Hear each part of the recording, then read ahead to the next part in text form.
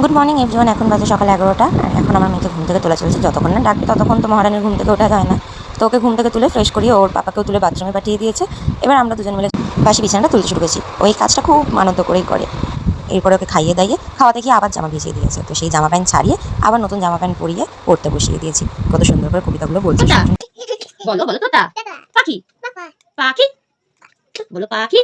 এটা সেটা ভিডিও হচ্ছে না। বলো পাখি ডালি গাছে মো এত বলো এত ডাকি তবু কথা বলো বলো কথা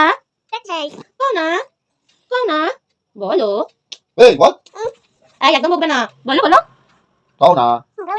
না না কেন বলো কেন বলো বউ বউ প্লিজ। তো এইভাবে আমার দিনটা এবারে কাটবে। চলো দেখা হবে তোমাদের সাথে নেক্সট ব্লগে। বাই।